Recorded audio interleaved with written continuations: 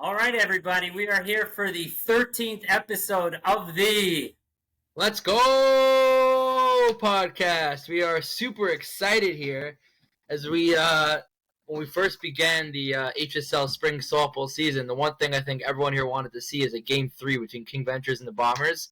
And we are pumped that we made that happen. Commissioners, they say commissioners play a role in how the seasons play out. And we were able to maneuver our way throughout the season to get what everybody wanted. Before we start, we'll recap the first two games and look forward to the third game. I want to thank Evo Care Group, as always, for our league sponsor.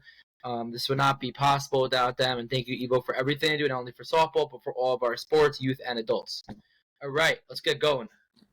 So let's get going, Avi. Indeed, Avi, you were on site yesterday for the Adam, I think there's a windstorm by you. We were on site. You were on site yesterday for the first two games. Why don't you give us the results and also the your take on the two teams? And I'll add into this. I spoke to one player from King Ventures, one player from the Bombers, and they both said their teams played like crap. So I'm curious for your thoughts, Commissioner Edelman. Well, I'll tell you, I think you hit it very much on the nose, Dave, when we were discussing last podcast. I think King Ventures is the most talented team I've ever seen play, just strictly talent-wise. They're super talented. They're young. They're fresh. Adam's looking into the air like, what's he talking about? I do think the one advantage the Bombers have, which they showed especially in the first game, is they do not make mistakes, and they know how to play, and they know the game like way better. Like, they scored 2 runs on a sac fly. That doesn't happen. Granted, the King Ventures outfielder forgot there was 3 outs, but they didn't make any mistakes. They took advantage of every single mistake on the other side of King Ventures, and Steve dominated like he usually did. And I think it was very telling. Dave, what you were saying, the Bombers are more experienced. They've been playing together for a long time. They know what they're doing, and they don't make these mistakes. No mental mistakes. And they took advantage and pretty much controlled the whole game, beside for the Grossman Grand Slam, which you can speak to Adam about how that ball continued to carry and carry. I feel like it's still carrying in the air. But besides for that Grossman Grand Slam, that was pretty much a one-sided game. And then in Game 2, I think really strictly, if you ask Steve, he would say that, like you said, Dave, the Bombers played horrific. They didn't play well at all. They didn't field well. A couple of timely mistakes. But I really think Game 2 was just really not to toot his horn too much, but I think Yossi came in really halfway through Game 1 and really pitched a very, very well-pitched Game 2, and King Ventures scored enough to win. I did call it. I did say the Bombers will win Game 1 and King Ventures will win Game 2. I did call King Ventures winning Game 3, but we'll see what happens. That's my quick take on the two games. All right. It occurs to me that I didn't properly introduce you. First, let's hear the take, this is in more of a rush, from Adam Ofman. Not only is he a big-time slugger in the HSL Titan League, coming within .004 of the batting title, but he is a 3-time Five Towns Little League champ. Oh, yes. So, that's right. That's right. Why don't you give me your take on the games yesterday, and then we'll ask Yossi. Wow, you dug deep for that. Where'd you get the 3-time Little League champ stuff? Oh, my goodness. Jared Wiesel. Jared Wiesel, my boy, yes. Jared was a great third baseman back then. Little known that I was the greatest Little League softball pitcher of all time. And then by about 7th grade, I couldn't find the strike zone anymore, and that was the end of it. But no, I thought it's two good teams. I don't think I agree about King Ventures being the more talented team. I was actually surprised. I mean, basically that entire team is guys that I have played with me for years. I think there were a couple guys. I was very impressed by the catcher, the Grossman kid. Really nice hitter. But other than that, like it's a team that's a very good team, and it's what I would expect, from them. I think that it should be a good Game 3. I think we're feeling pretty confident. So we'll see. All right. Next, we're going to hear from former HSL commissioner, as well as 7-time HSL champion, according to the homework I did this morning, Yossi Kaufman. Hey guys, how are you? Thanks for making the time. Thanks for coming on. Yeah. I was the commissioner. So Ariel Cohen ran the league started the league, and obviously big shout out to Ariel because I think we all wouldn't be talking HSL without him. And then I took it over the commissioner from around 06, 07 to like 2013, 14. And then I realized it's a terrible job and there's so many complaints as commissioner. And I found Shmuel Rada to do it, thankfully. And Shmuel did a great job and obviously passed the baton over to Avi. And yeah, you guys have done an excellent job. I will say, I think everyone appreciates the time, effort, and energy that you guys put into it. And really, softball is flowing through your veins. Just to comment on what Adam said, I mean, Adam is absolutely wrong. We are the better team. We're the most talented team. The first game, I think we just got, I think Avi actually even said it. I was clearly prepared for the podcast that is currently at JFK. That, there were a lot of like 50-50 balls, a lot of like loops. Our left fielder, who's excellent, Ali Ray's excellent fielder. I think he just misplayed a ball, which I've never seen him misplay a ball. Ari Stowis is an excellent fielder, and he slipped in the grass. And I think we just, the first game, we're a little rusty. And, after 6 runs, I think, was the first 2 innings. And we actually pretty much settled down. And from that point forward, we only gave up 2 runs. And we scored 5. So we felt like we're in a pretty good spot. And game 2, I actually, don't feel like I've pitched all that well. I trouble finding the strike zone on like my fastball. So I was relying a lot more so on just change ups, and my defense, they did a great job. They held up, and we shut down a mediocre Bombers team. So the guys are the Bombers lineup is very, very strong. But yeah, it was a fun game. Definitely good competition all the way around.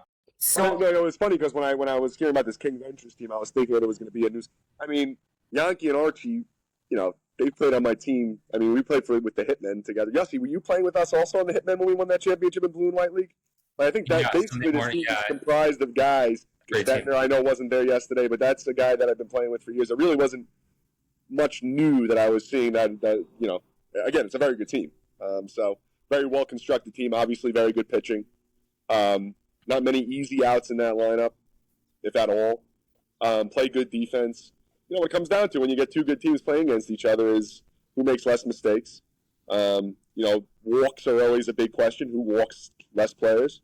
And just like the little things here and there, like you could point to 2-3 plays. You mentioned a couple of fielding plays in game 1 that went our way. There were a couple of base running mistakes on our end in game 2. There was a play where we had an opportunity in the outfield to make a catch on a ball. We almost got to it. We didn't get there. Ends up, costing us a couple of runs later in the inning. Like that's when you have 2 good teams that don't really have much of a weak link. You're going to get close games, and that's what we have here. So I think it should be a good game 3. But again, I think we're feeling pretty confident. So speaking of good pitching and good hitting, Adam, I see that you were 3 for 6 in the first game. Do you know what your stat line was off of Diamondstein before he came out? I was 3 for 6 total yesterday. Yeah. Do you know what you were off of Diamondstein? They only won. Yes, I was 1 for 2. 1 for 2, which makes you 2 for 4 off of Yossi. That's right. Off of Yossi, and 0 for 0 in the second game. You had 2. No. 3 for 6 was total. I got 6 at bats total. Total. He had 6 at bats game 1. Oh, yeah. He sent me the semi stats. Whoops. Yeah, 3 for 6 total. So you were 2 for 4 off of Yossi. Okay, got it. So, that's interesting. What was your season batting average? Would you say Yossi got the better of you yesterday if you were only held down to a 2 for 4 and no extra base hits? Yeah, I mean, no. Listen, I always hold on. Phone's passing over.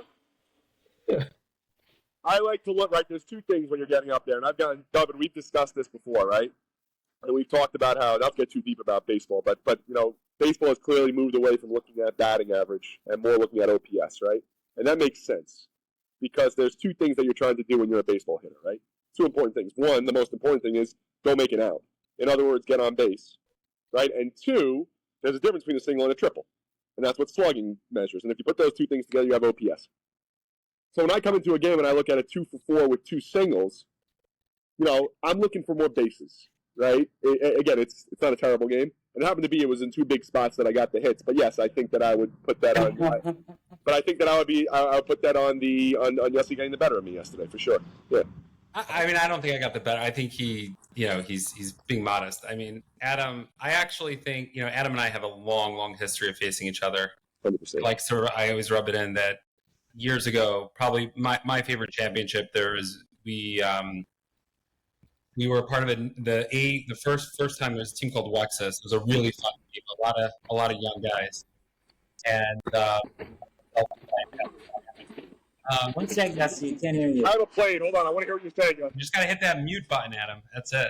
Oh, that's a good idea. I have a plane in the back, yeah. So, Adam, you can hit the mute button when the plane comes. Apologies. Wait, yes, I will. Yossi, I know the at-bat that Yossi's going to talk about. It was a what very game? well. Go back to the game first. What was the game? I missed the team. It was a night league. It was a night league. This goes back, I got to say, Adam, 10 years ago? It was Approximately. Also, when the night league got started, there was a lot of momentum, and there was an 8 league, and there was a lot of really good teams.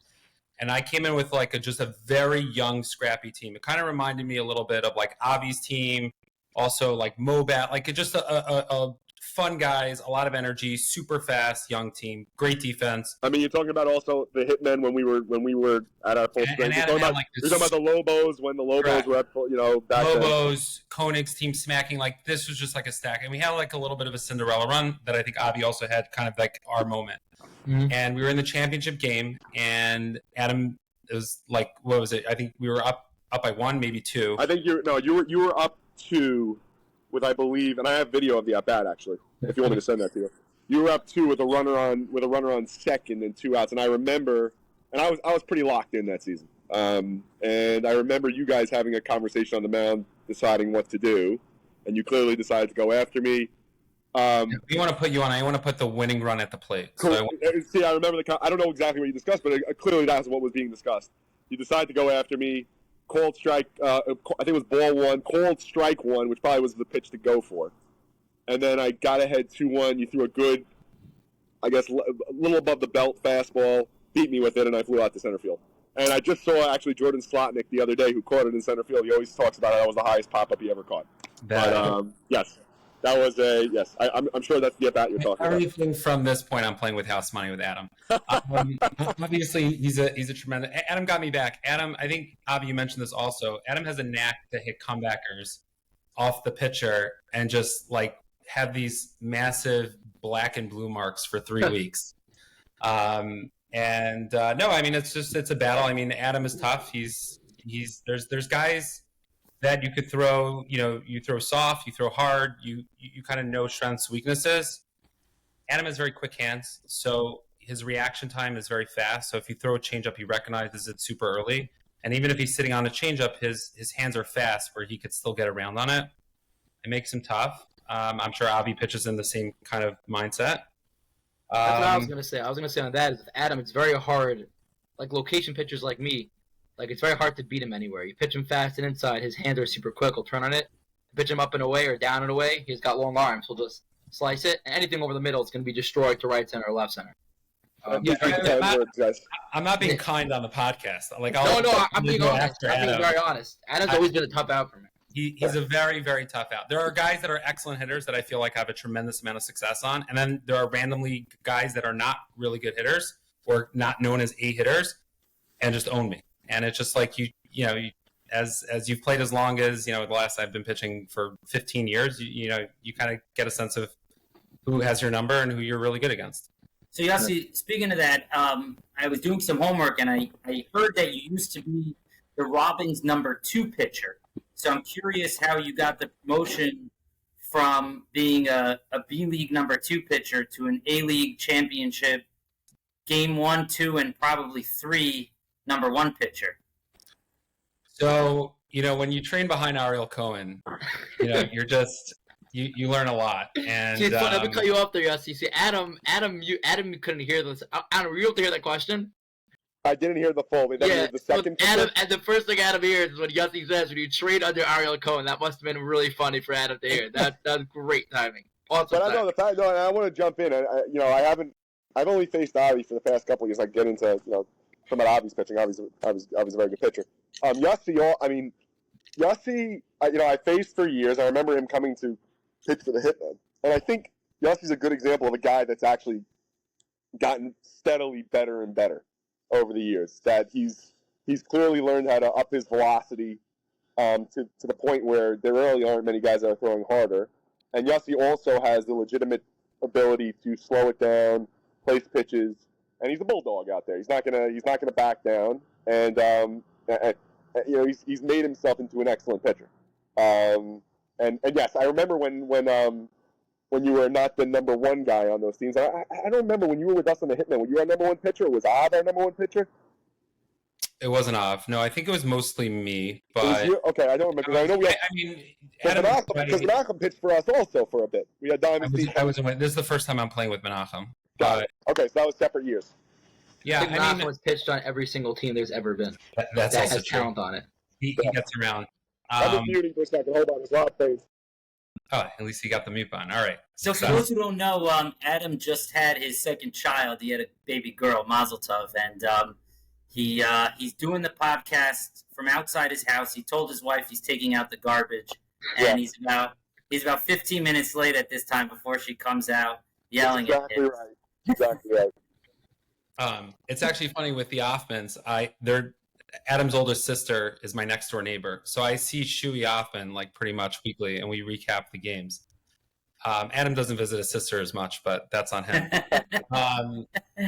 Just a comment on what I think this is for anyone who's pitching, or like what I've learned is, you go through like a maturation period. You start, you're 19 or 20 years old, you throw hard, and the goal is just let me throw it as hard as I can, and just fire it away, and you just throw hard, but you don't really learn how to pitch.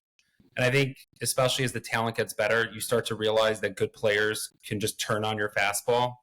And also, you become super predictable. I mean, this is not everyone, the natural, and Avi will probably tell you this as well.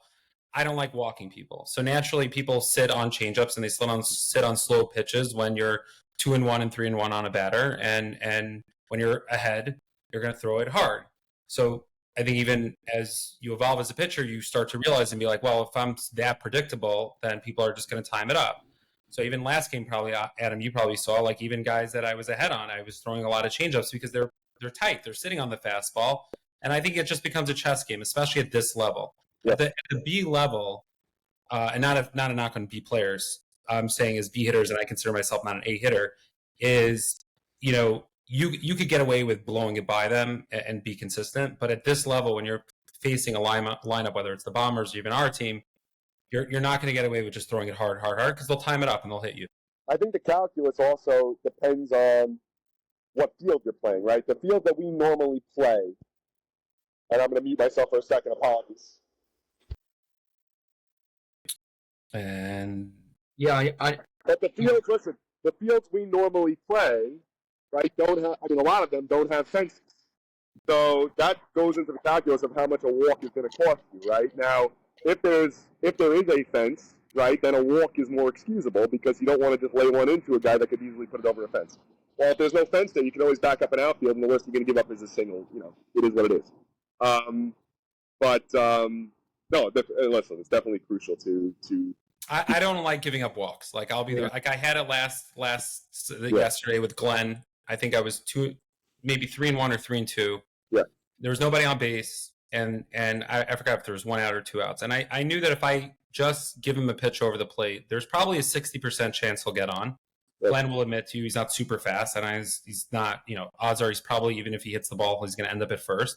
So I have a decision. There's either 100% chance that I throw it really hard and I miss my spot, and not 100% chance I'm going to not throw a strike, but a good chance, let's say, especially I wasn't feeling like I was getting my fastball over, I'm going to walk him. So why put him on with 100% certainty where even if he hits the ball super hard, he'll hit it, there's still a sizable chance he'll hit it at somebody. He ended up getting a base hit on it, but I think he did. But that's why, like, I think walks will always bite you, and it did even yesterday. I think I walked Donnie, and he ended up scoring on a single from first base. Yeah, Donnie did that a couple times yesterday. Yeah.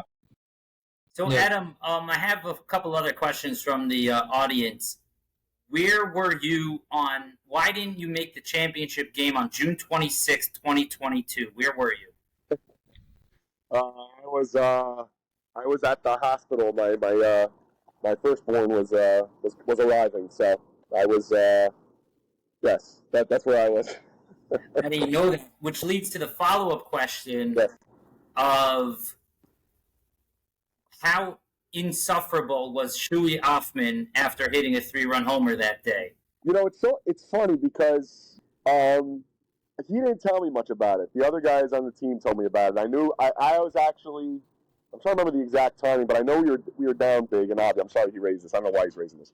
But I know we were down big, and then we It's made like the third straight podcast has been brought up. Yeah, I listen. That's awful. I mean, it's no lead is safe in softball, and Shuey didn't mention much about it. I know the other guys mentioned about it, and then we later had like a little barbecue get together, and they all sort of toasted to it. But I heard it was a big home run. So Yeah, Yossi, I'll fill you in on that. You know about this game, Yossi? It was the championship. Championships 2022. I think the Bombers at that point won 2 in a row. They're going for their third straight. Now they won 4 in a row. I think, if I'm not mistaken. I think Dave, who did you guys lose to? The Bombers lost to what was to Nenner's old team. No, Bad Juice. Who did the Bombers lose to? No, they lost to. What happened was they lost a few years. The year before that, I think they lost to the Blue Wahoos in the playoffs. So the Blue Wahoos thought that they were the true champions, even though they lost to the Bad Juice Bears. Anyway, so the Bombers. Mind you, before I was with the Bombers, I don't know anything about that. That's the Bombers interesting. won 2 in a row. They're going for a three-peat, and they're facing the original Black Sox before the Black Sox broke up into 2 this year. We had a very similar team that we have right now. Moshe Zinn hit a big grand slam off of Steve in the first inning, and before we knew it, I think it was 6-0 ours, which then went to, I think, 8-2, which then went ultimately, I think, to 11-6. And Shuey Ofman was up with 2 on, 1 out in the bottom of the 8th, down 11-9, and he hit a 3-run bomb to left center field. The ball's still going. It was hit so far. We ended up losing 12-11. It was one of the most devastating losses in my life, only because at that point I don't think I ever beat Steve in anything. Since then I beat him. I beat him in the RSK tournament that first year, and I beat him in the Monday night leagues. But at that point, like, I've done nothing but lost to Steve, and I finally had my shot at getting back at him. And before I know it, I'm blowing like a 9-run lead in the championship game. Now, never mind, it was 90 degrees, but it was 90 degrees. I remember it being a very hot day. It was very hot. So but on the other side of that, Adam, do you remember in the summer of 2020 after COVID, did you play for a team called the Chill Squad? Yeah. Okay, so I was just reviewing this with Avi the other day because I don't think I knew you back then, and I'm not sure if Avi did either. And we had a memory. We got destroyed by the Chill Squad in like the last game of the season, and then there was the playoffs, and you guys, we were like, oh, if we face the Chill Squad in the championship, we're going to be screwed. But then you guys lost to the Rumble Ponies. And I remember losing in those playoffs, yeah. I don't remember the game that we beat you guys. I don't remember that. So that's my close friend. I have a few close friends on that team. Different style of crew than the Bombers crew, that's for sure. Their name is the Chill Squad. I don't think anybody would call the Bombers the Chill Squad. Yossi, so for you, are there any big-time championships that you remember? Or it's funny. You forget I remember all like the really bad beats and the losses. The championships, I mean, I've been fortunate enough to be part of a number of them in different leagues. And as I mentioned, the one where we were talking about Adam's last, that was very memorable because we were really just an underdog story and not expected to win anything, and we just kind of ran it. Mind you, I'll give those guys. I mean, you guys. It wasn't you guys were no pushover that team. Like that was a talent. We were just a lot of fun. Wasn't that Slotnick and Gandia and all those guys? Enemy, yeah, it was a great crew. Good team. I like playing with just fun guys. I mean, as people know me, especially on the mound, I joke around a lot. I like to have a good time. Like I'm not like yes, I want to win and I'm very competitive, and I know I'm very competitive, but at the same time, like. You'll never see me get on a player if they make a mistake, they make an error. I think everyone just wants to have a good time, and I like a fun team. Also, I like a team that can courtesy run really well for me. It's a big one. In terms of memorable wins, I think that Hitman team, that was the first time I think I beat Steve, Adam, when you and I played on the blue and white. In terms of the Hillcrest, it's funny. I had a lot of success early on when I first came into league. I had some we were super young 19, 20-year-olds. We won 2 championships. Called Sandmen. And then there was like a big lull for a few years, and then I joined up a team with the Thunder with Donnie Miadubnik and Ariel. And then we had some success, and now obviously with the split of the A and B, I think it's great. And I think you had next year. I look forward to seeing the Robins on the reverse side in the A League. I know Ariel's resistant, but when you're that talented, sometimes you gotta get the call up, and I think his team's ready for it. I'm actually curious to hear Adam's perspective on that. Adam, what do you think? All this talk with the Robins coming to the A League, Ariel Cohen taking the next step. Yeah, I wasn't following so closely the scores they were winning by, but if they're winning by wide margins consistently, I don't know their roster. So I know that's another guy that Ariel, a couple of years ago he wasn't as good a pitcher as he is now. Like he's a good pitcher. Correct. And if they're wiping out teams, then I don't see any reason why not. Right. You know the Goldenberg, the Goldenberg brothers, Adam. You know that kid? That I don't know them. I don't know them. Shortstop. Yeah. Yes, you know who that is? Josh and Jakey. Yeah, I know them very well from West Hempstead. They're very good players. Ariel has a knack for keeping an eye out on. There's this very popular pickup game in West Hempstead that is predominantly like 16, 17, 18, 19-year-olds. Okay. And I call it the Robins AAA Scranton team. And that's where, this is the future generation. Ariel has, those kids are really good. I think I'm not saying Ariel's going to win if he goes to the A-League. I think he'll be competitive. But I think, look, there's a reason why in the night league, if you pitch in the A, you're not allowed to pitch in the B. And there's a clear differentiation between A pitchers and B pitchers in the league. And I think that's probably the biggest difference. So if you're, it's a compliment to him. And, I'm sure he'll try to maybe sign a few really good players and convince them to leave other teams and put together a good squad, as he should. That's what we're trying to tell Ariel. We're telling Ariel that it's more than just his pitching. He's gotten a lot better, as Adam said, but he's been playing with his defense for so long. And as you guys have been harping, the key to success isn't so much how hard you can hit the ball or how many runs you could score, it's how minimal mistakes you make. And his field behind him is just as good, if not better, than his pitching. So between, they might score 2, 3, 4 runs a game, but with Ariel pitching and his defense behind him, they'll be in every game, and that's all you can ask for. So one or two studs, or not even studs, one or two very solid players, and I think they're good to go. Does their shortstop wear glasses like a lanky kid? Yeah, Josh. Yeah. He's a good he's a good shortstop. He's a very good phenomenal field. All around, they're a good team. They are. Yeah. Hopefully. Right. Adam, so is there any, if you could look around the league, the Five Towns, Queens, or wherever you play, who are the pitchers that you don't want to face? Don't want to face? There's not really a specific pitcher that I don't want to face. Who do you have trouble against, Adam? Who's giving you fits? Who's giving you fits to play? Be in a tough spot. If fits, I don't think there's really. I don't think of it as fits. Like, I have to think about that. When you're walking up to the play, Adam, you're always confident, right? You're always confident you're gonna get a hit. But I'm not. I don't think of a guy. Fits. I don't really think of it because not sure. I'm curious, Adam. How do you hit against Ash? I do okay against Ash.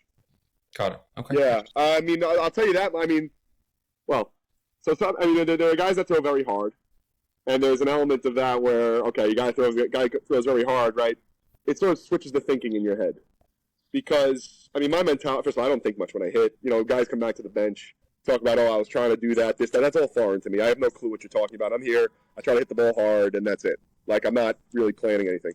If there's a guy that's throwing hard, it puts you in a place where the first pitch becomes more important, because you can't just give him a free strike, because then the foul ball puts you in strike two. And when you're in strike two, it's a different at bat, right? Because anything close, you don't want to put it in the umpire's hands. If there's a guy that's throwing not as hard, that doesn't throw as hard, you could give a strike, because you're not gonna, there's no opportunity to really strike out or get called down on strikes. But again, I as far as guys throwing hard, Yossi, you obviously are one of the hard throwers. But on the other hand, right, it's one of those things where you have to do less work on your end to hit the ball hard, right? That it comes off the bat harder if you make good contact. And Steve and I have had conversations about this. I think it's Avi, both you guys, good pitchers, Avi, Yossi, talking about how changing speeds and making sure that you're not just throwing hard. So, guys that, first of all, from a team standpoint, if I have a guy that is going to walk, a certain number of players, that for me is like, an open door to big innings and that kind of thing. So that's the first step, right? You can have guys that don't have great stuff. That if they don't walk guys and they know how to put the ball not over the middle of the plate, they're good pitchers. So I don't know if that answers your question. I just said a lot. You just spit it out. You could say Yossi Kaufman is the death of your hitting. I don't think Yossi would say. I don't think Yossi would say that either. I think Yossi's a very good pitcher. I think Avi's very. I think Avi's a very good pitcher too. Adam respects all pitching, but Adam's confident that there's nobody that's gonna, It's funny. Everyone on this podcast is like too nice. Like you just get it out there. What? No, Yossi, who do you not want to face? Yossi, I'll say this. My perspective is that if I'm hitting okay, I should be okay against any pitcher. But I'll tell you. I'm not gonna beat around the bush. I have trouble with Ash. Ash throws probably the hardest. Ash throws. I meant as a pitcher, Yossi. I meant as a pitcher. Oh, who do I have trouble pitching against? Oh, I thought you meant my hitting skills. Well, your primary occupation is pitcher, unless I have that wrong. I don't know you so well. You checked the scorecard on Sunday. I think I did pretty well hitting. Yossi had two big hits in the game 2 over there. I actually did not know that. 3 for 3? It was game 2? I went. Game 2, right? I think 3 for 6. I think I went. Okay, so Steve Pollen is not your kryptonite. Let's get that out of the way. No, Steve's a good pitcher, but and I think for the most part he's had success. But Steve even told me after the game he remembers that I used to be a little bit more of an automatic out, and you work on it. Ash throws super hard. I think he got clocked, like Ariel clocked him at over 55, 56 miles an hour. When you're throwing 55, 56 miles an hour from a 45, 46-foot mound, you could look it up. It's the equivalent of basically a 72 mile per hour fastball. I'd probably tell you there's only 15% of guys, maybe, and if you combine all the HSL players that could catch up or hit a 72 mile per hour fastball. I think Ash will tell you, or I don't know if he will, but he throws super hard. He doesn't give in, which I think, obviously, I don't have that mentality. If I'm behind on a guy and I'm going to get it over. In terms of who I pitch, who I own, or who owns me? Who you don't want to see in the batter's box?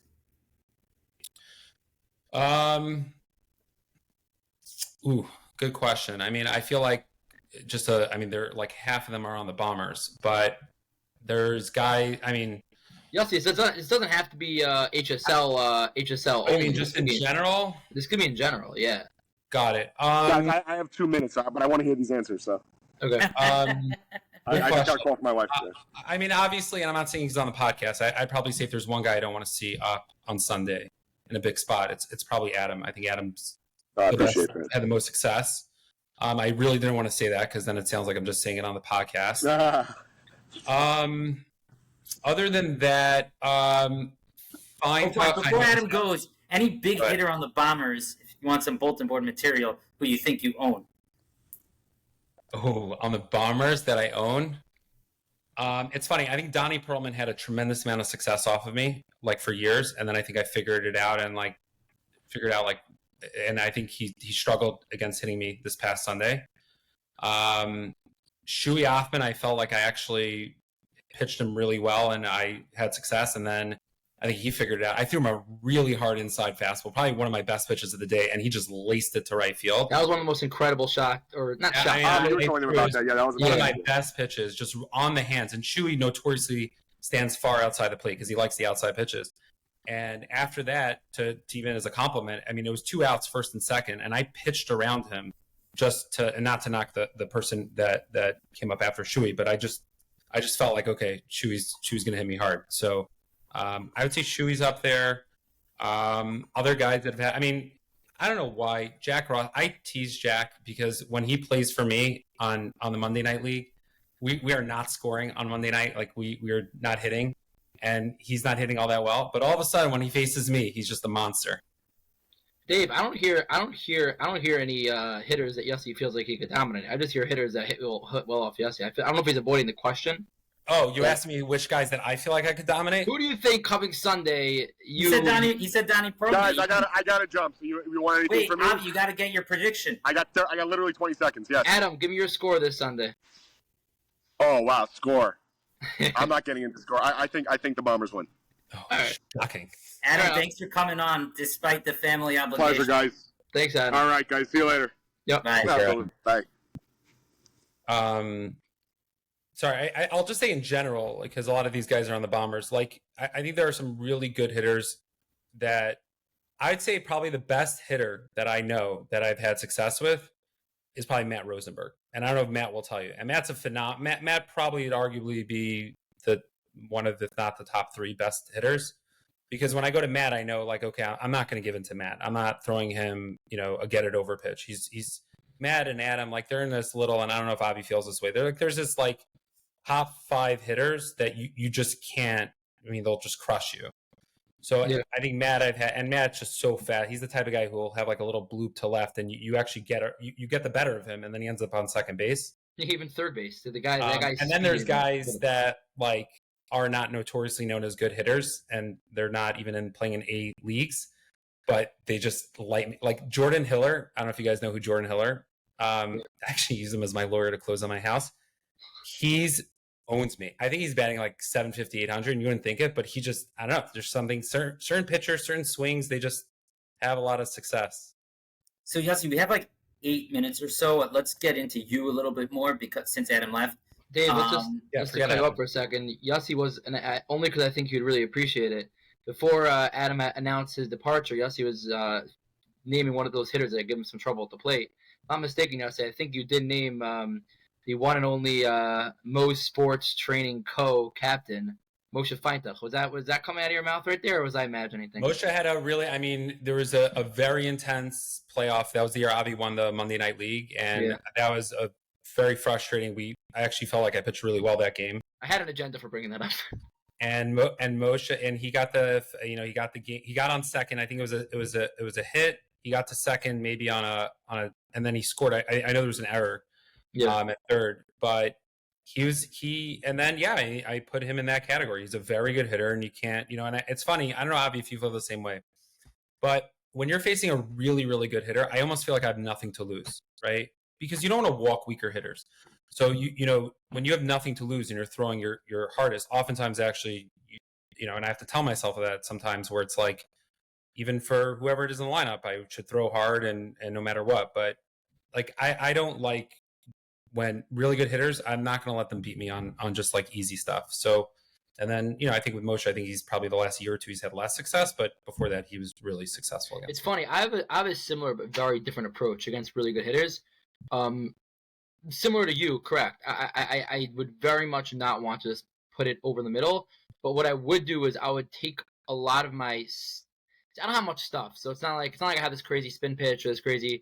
I don't have the fastest fastball. I'm very good at changing speeds and locating, but against hitters who are really, really talented and really good, I try my best to really have an advantage going into the at bat. Meaning, if I could get the ball over the inside corner of the plate and really limit the hitter's ability to go the opposite field, and know that if they're going to try to go to right or right center field, it's going to be very, very minimal weak contact, allowing the hitter to drive to left center, but putting an extra fielder there, I would take that. Because against these, like Yossi was saying, against these really good hitters, no matter what you do against them, unless you're really pitching the perfect pitch, it's very hard. Like, they're going to give you a battle, they're going to fight, they're going to foul off these wicked pitches, and before you know it, they're 3-2, they're 2-2, and you have a decision to make. You don't want to walk the guy, like Yossi says. You don't want to put a free guy on. You don't want to give him a pitch that's right over the middle for him to just crush. So against, like, example, Archie, right? So Archie, he's a tremendous hitter. He's a very hard hitter for me to get out. What I really started doing against him is really just throwing the ball much softer, but on the inside part of the plate. Once out every 4 bats, he'll get on one, and he'll hit one to right center for a single, maybe a double. The other 3 times, he'll pop up. Not saying always.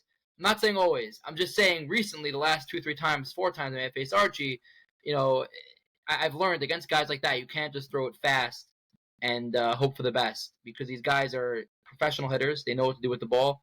Sometimes it's better to take off speed and try to play around a little bit. But again, that being said, I don't have the same speed Yossi does. I don't have the same speed Ash does. I don't have the same stuff that Steve and Menachem does. So I'm in a different category in terms of my approach, because the way I get hitters out aren't based off of speed or spin. It's really based off of location and change of speeds. So that's really my approach facing those. Bobby, you're still growing. I mean, you're 26 now, I think. Yossi, how old are you? 37. 37. Yossi's been pitching for 15 years. Obviously, Avi, you might have been pitching also for a while, but probably not the same level of competition, and also not the same level. I think there's a certain something I've been impressed with a lot of the interviews we do. There's a level of cerebralness, if you will, to a lot of the players that we've had on. So it takes time to grow and develop. And I'm curious about Yossi. You mentioned growing as a pitcher and as a hitter. How did you go about that? I mean, as a pitcher, I think look, a lot of it is repetition. And it's crazy. Steve, I think will tell you he's a better. I mean, for sure, he was a better pitcher in his 40s than his 30s. I think Steve will tell you that. And I think I'm a much better pitcher than I was 10 years ago. Also, your arm naturally will get stronger the more and more you throw an Avi. I think you'll end up throwing faster. And then also different pitches, different grips, just trying out different things and see what works. That's what I do as a pitcher. I also let my catcher, for the most part, call the games. I don't overthink it. Grossman called the game when I have in the night league, whether it's Ezzy, whether it's Benji Ashkenazi, whoever it is, unless there's a guy behind the plate who's just putting up his glove.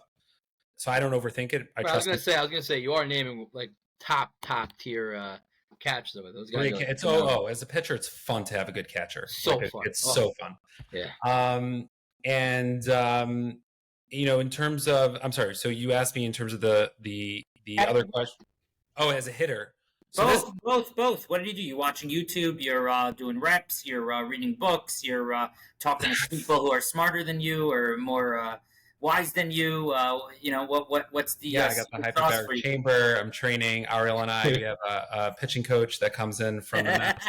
Ariel Cohen has a pitching setup in front of his house. He always go by. So I used to live a few blocks from Ariel, and I would see him on Shabbos. I'd pass by, and he's.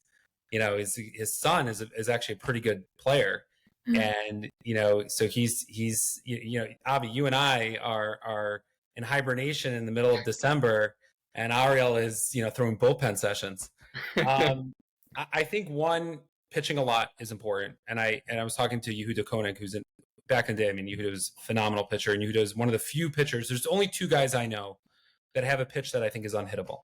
I mean, from my perspective, unhittable.